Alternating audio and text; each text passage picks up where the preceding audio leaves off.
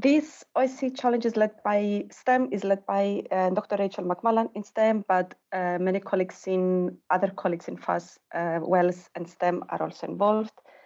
So I think you're all familiar really with the open societal challenges at the OU, so I'm not going to say much about this.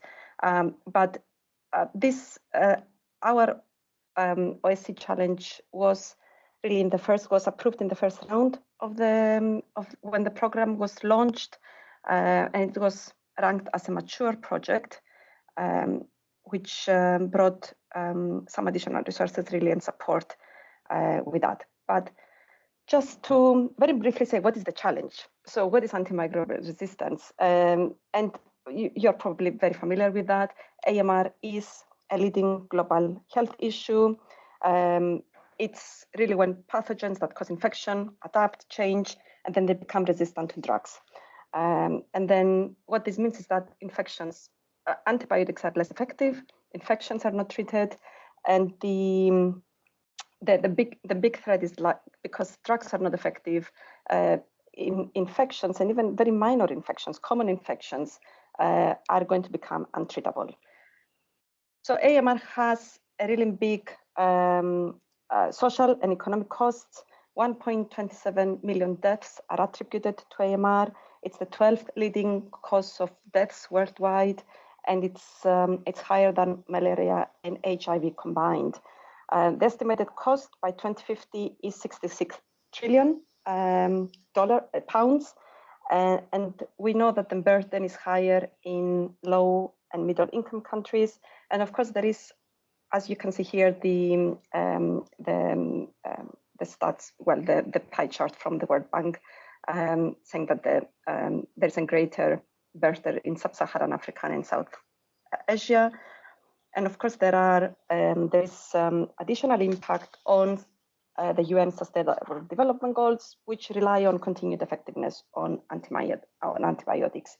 So to mitigate these effects, to mitigate the impact of AMR, this requires intersectoral and multi-sectoral approaches. It requires professionals with different expertise in different sectors, animal, health, environment, to work together. And professionals are very critical, really, in mitigating this impact. And they are critical, and this is really our key argument here. AMR has been mainly approached as a medical issue, but of course it's a social and cultural issue as well. And that's why the focus is on professionals and on professional learning for AMR.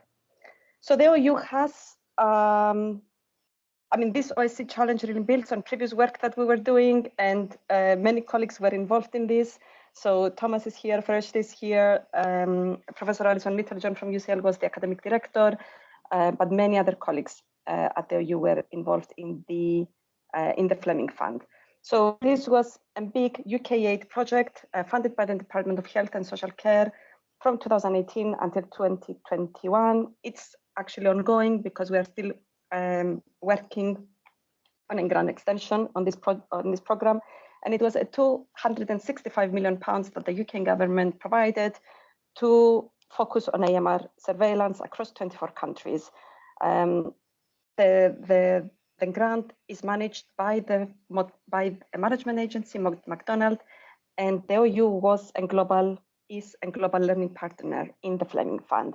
So as part of this project, we developed a global AMR curriculum, which was very bespoke and really based on evidence that were generated through fieldwork in 3 countries. And there were 25 short modules that were developed within the curriculum, 10 bespoke pathways tailored to roles that are related to AMR. So if you're a lab professional, there is a different pathway. If you are a clinician, there is a different pathway with short modules that are providing really an introduction to this issue. And other resources were also developed as part of this work.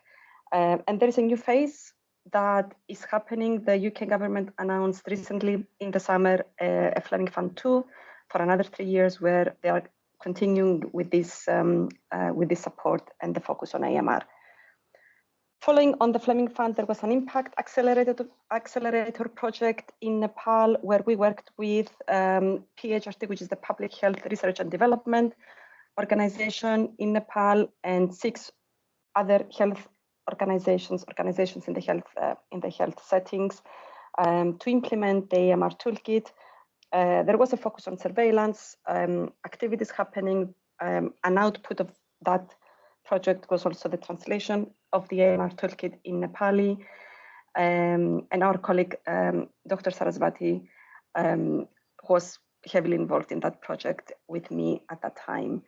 So building on these projects, we learned a lot through this work, really, and there was robust evidence that were generated with regards to the design and learning provision and the impact that this provision has. There are, however, gaps. Most of our work was focusing on lab professionals.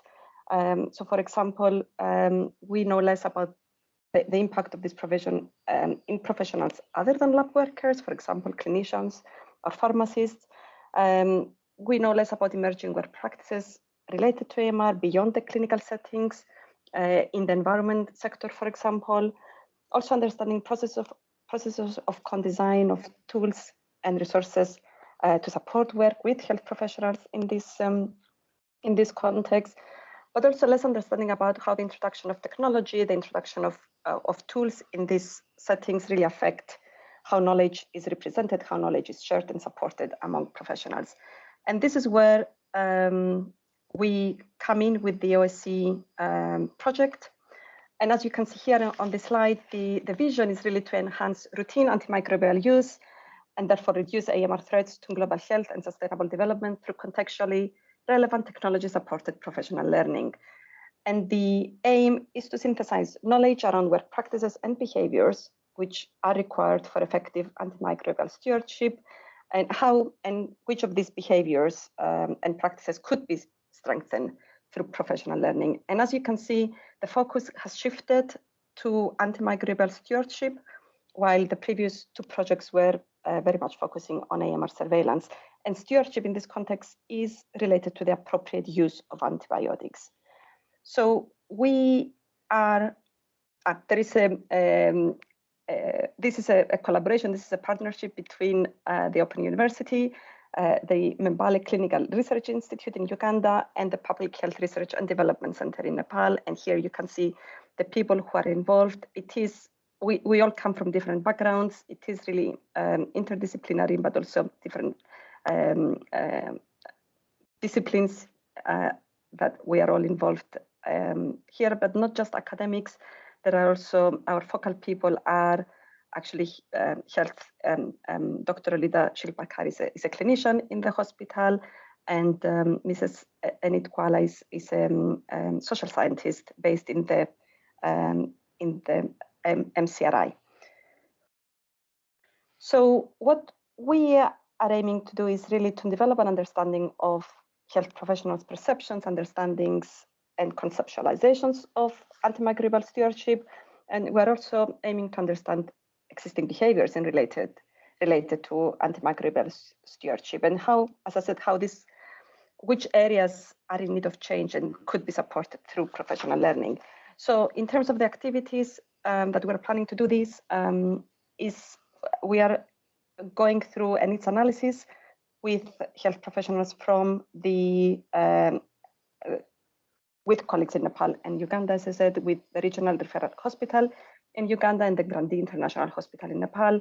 This is mainly going to be done through in-depth interviews that we're going to conduct early in the next year. And for this reason, we have identified wards that have increased risk from AMR, but also workers that have a really strong interest in AMR.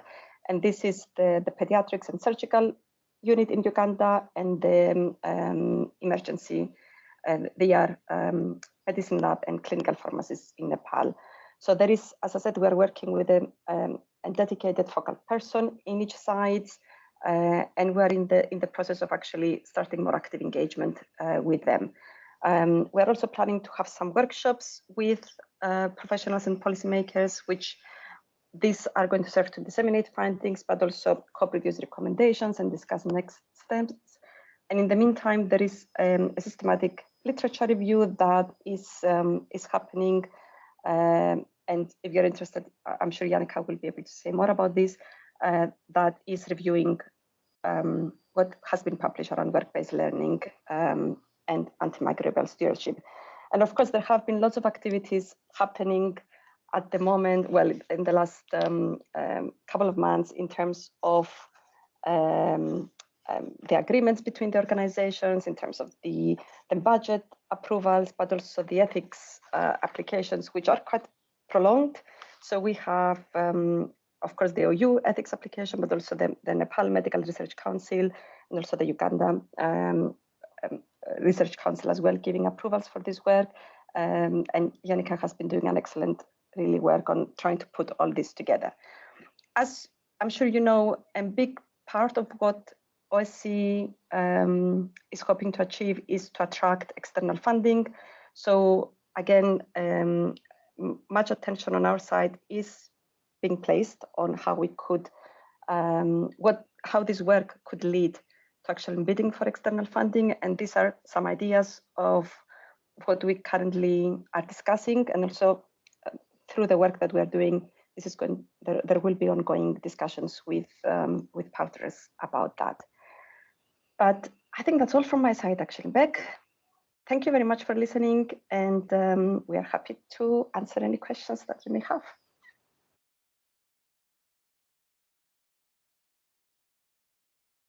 Yeah, thanks all. I'm going to show a side of me that many of you haven't probably seen before, but I think it links extremely well to Koula's work in terms of we're all very well aware that there are some huge medical issues across the globe. And I think we should definitely talk Koula after this meeting, especially given that we're all in the same building. So let's go for lunch.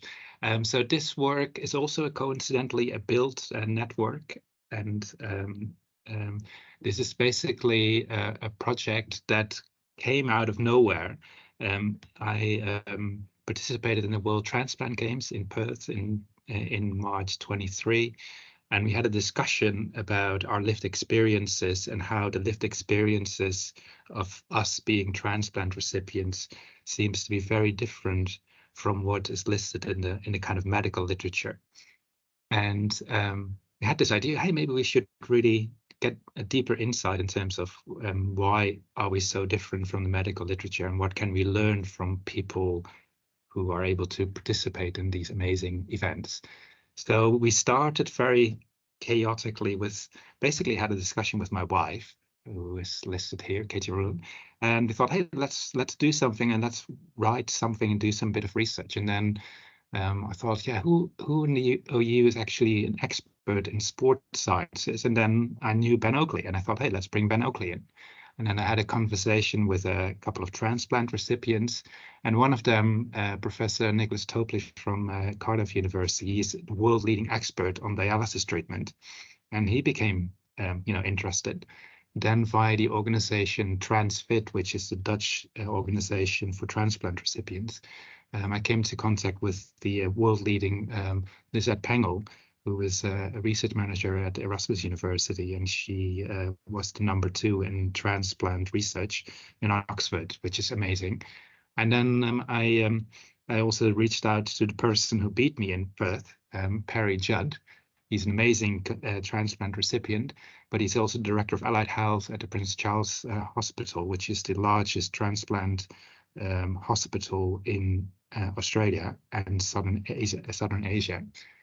And yeah, we just went chatting, and I joined the British Transplant Games in August. And then a partner of a transplant recipient, Dr. Elaine Duncan from Glasgow, Caledonian, reached out and said, hey, you're doing this research with transplant recipients. Can I join? And she is an expert in sports science as well. So we got this interesting group of people together. And last but not least, I invited my consultant, Dr. Philip Mason, to join in. And yeah, we got momentum behind this idea, and basically we took a punt. And let me just share you what we've learned and where we're at. So this is not a planned research, as many of you would expect. This is basically just me and Katie initially just having a wild idea, and then writing this up. So the more formal part is we know that there are around 130,000 transplant surgeries taking place on a global level. So lots of people receive either a solid organ transplant or a bone marrow transplant. And lots of studies have basically shown that most transplant recipients are inactive. They're not doing any physical activity, but we know that physical activity is extremely important. And what we know also from the medical literature is that mostly this is research done by medics, but not necessarily research done by patients. And patients might have a slightly different perspective on the world. So what we're proposing in this OSC challenge is to use a so-called PA-PPI approach, which is patient and public involvement and engagement, which is an unfortunate acronym because PPI has a different connotation for many of us. So what we will do, and I will explain it in a minute, is we aim to interview a range of transplant recipients and their social network, which I'll explain in a minute, because hopefully it will become clearer once I've shown you a little bit of the results. And what we aim to do is basically, once we've talked to a lot of people, a lot of transplant recipients and their stakeholders, is to come up with a framework, because we surprisingly have found that lots of medics basically don't know how to support patients to become more physically active. And we basically want to build this framework to make sure that they become more physically active.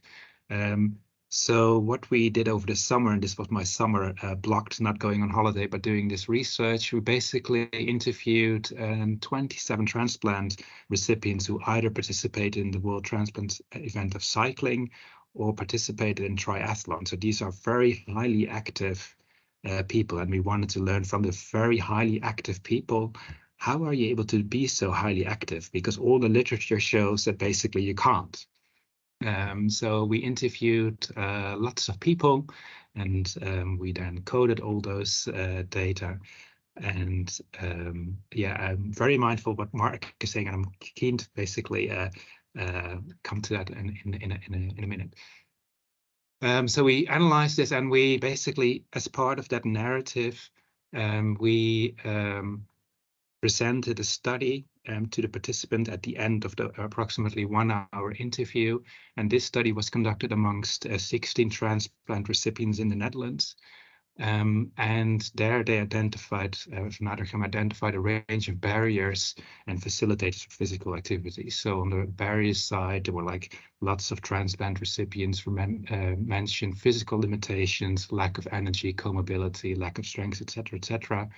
And on the right-hand side, there were some facilitators that encourage people to become active. And also on the psychological side, it could be, you know, it's bad weather, I don't want to go out. And on the other side, it's like, oh, it's great, it's fun, it helps me to cope with life, etc., etc. And at the same time, there are so-called environmental factors that encourage people to become physically active or not. So it could be that perhaps your doctor thinks it's a very bad idea to exercise. And we had some transplant recipients that basically said this to us.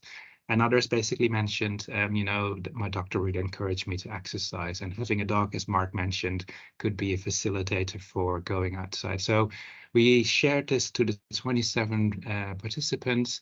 And because I'm a quant person, I love numbers, we then posted this and crunched the numbers. And what we found, to our surprise, was that there was a huge spread of lived experiences by these people. But most of the people, I'm not sure if you can see my mouse, mostly mentioned primarily facilitators of physical activity. They mostly indicated, well, lots of the things that are mentioned on the right-hand side of the table link with my own lived experiences, and only very few people experience mostly barriers to facilitation. And then the next graph, and this is a study that was just submitted to +1, so fingers crossed that will be accepted. So if we then, of course, we measured a lot of activities, because I'm a huge fan of big data. So lots of participants gave permission to use their Garmin data or their Fit data. And we've also have lots of data about how they performed in the race, which I won't go into detail. But we, in particular, wanted to compare and contrast the lived experience of those 27 transplant active athletes versus the more wider group of people. And I appreciate this is a very complex graph or a table, but I will try to explain this. So it goes from mostly experiencing lots of barriers to mostly experiencing lots of facilitators of physical exercise. And what you see is the kind of percentage of participants who agreed with those kind of elements. So for example, what you immediately see is that 94% of the normal transplant recipients indicated they had physical limitations to exercise, while only 26% of the transplant athletes indicated this. Similarly, for example, more than half of the normal transplant people expressed fear of exercising, while there was less than a quarter for transplant recipients. And on the other side, for example, in terms of facilitation, we see that there's a lot of social support given to transplant athletes, and they felt very positive about the strength that they gained from participating in this, and et cetera, et cetera. So what we most importantly found was that these people who apparently participate in these transplant games have very few physical limitations and no comorbidity issues, which is really surprising. So there's no high blood pressure, no other medications that they need to take, and have substantially more energy and more self-efficacy. So this lets us to the big question, okay, why are these people so different, and what can we learn from this for other transplant recipients? So what we want to do, and that's what we're going to do in this OSC Build grant, is to interview 10 transplant recipients in Milton Keynes and 5 transplant participants in Milton Keynes and 5 transplant recipients in Australia. And we're going to use a so-called snowball technique, concentric network analysis. So for example, what you see here is that we will start with the patient, and then we will discuss, okay, who is really important to you in your environment that could be helpful for your self-confidence or going out to ride your bike, et cetera, et cetera. And then the idea would be is that we would interview, for example, Matt, Miranda, Francis, Beth, Rose, Tim, and Roxana to get a kind of feeling of how they either positively or negatively influence the transplant recipients to become more or less physically active. And the idea would be is that we then get a better understanding of what might help or discourage people to become more physically active. And one of the things we've already found from our initial pilot research is that the people around you had a fundamental importance for becoming more physically active. So the next steps would be, well, the first step is to recruit a postdoc. So let me know if you're interested to help out. And the next step, and I think this is a very nice visualization of basically the research that we're trying to do, is there are lots of interesting people that want to become more physically active. But what you see on the left-hand side, you need this enormous support network of people to make sure that you actually start swimming or cycling or running or playing pool or whatever. But those people are often not necessarily recognized, and it's really important to get a better understanding of how the social network encourages or hampers you to become more physically active. So then we have to do the research for the next 12 months, and we aimed to submit at least 2 large grants of 500K. And I think this links also fresh this point of, let's say, why don't you just immediately apply for big funding? But I think this is a really useful stepping stone for aiming big and large. And I personally hope that irrespective of developing this framework, that we make a real difference to transplant recipients, because we know that lots of transplant recipients are not active, but our preliminary research seems to suggest that if you become more physically active, you also, not only from a mental well-being point of view, but also from a physical medical point of view, do much better. So yeah, that's it. So I forgot to mention, I'm very grateful also to the UK Organ and Transplant Research Network. They've given us a lot of advice. So yeah, looking forward to hear what you think. And thank you for listening.